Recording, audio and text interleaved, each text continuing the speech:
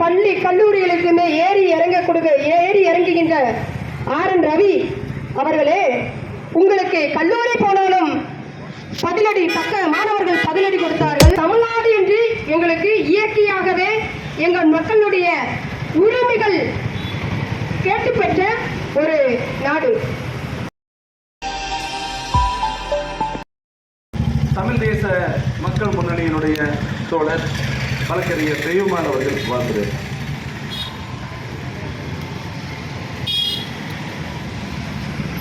தமிழக மக்கள் முன்னணி சார்பாக முக்கிய அதிகார தமிழ்நாடு முதன்மை தேவை என தமிழ்நாடு முழுவதும் பரப்புரை மேற்கொண்டு வருகின்ற தோழர்களுக்கு நான் சார்ந்துள்ள தமிழ் தேச மக்கள் முன்னணி சார்பாக எனது முதற்கண் வணக்கத்தை தெரிவித்துக் கொள்கின்றேன்.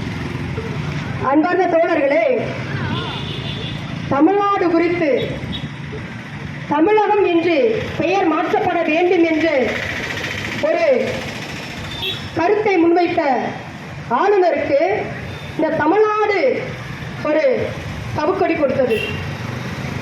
நாட்டிலே ஒரு நாடு என்றால் ஒரு நாடு அப்படின்னு மாதிரி பல்வேறு மாநிலங்கள் சேர்ந்து ஒரு நாடு அப்படின்னு மாதிரி இருக்கும். ஆனால் இது தமிழ்நாடு என்று எங்களுக்கு இயற்கையாகவே எங்கள் மக்களுடைய உரிமைகள் கேட்டு பெற்ற ஒரு நாடு. அதை சீரழிக்க வேண்டும் என்று ஆளுநர் ரவி அவர்கள் திட்டமிட்டுள்ளார். அவருடைய இது படிக்கவில்லை. அதேபோல் குலக்கல்வி முறையை கொண்டு வர வேண்டும் என்று தேசிய கல்வி கொள்கையை கொண்டு வந்து இருக்கிற பள்ளி கல்லூரிகளுக்குமே ஏறி இறங்குகின்ற RN ரவி அவர்களே, உங்களுக்கு கல்லூரி போனாலும் பதிலடி தக்க மாணவர்கள் பதிலடி கொடுத்தார்கள்.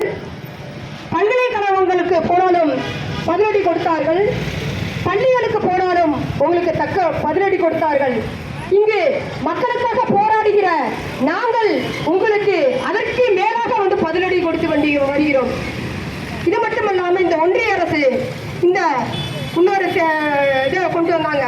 எதுன்னு கேட்டா, ஒரு சட்டம் அந்தந்த மாநிலத்தினுடைய மொழிகளில் இருக்கணும், இல்லை ஆங்கிலத்தில் இருக்கணும், இல்லைன்னா ஹிந்தியில் இருக்கணும். அதுதான் இந்திய அரசியலமைப்பு சட்டத்தில் சரத்து 343 மொழி குறித்து சொல்லுது.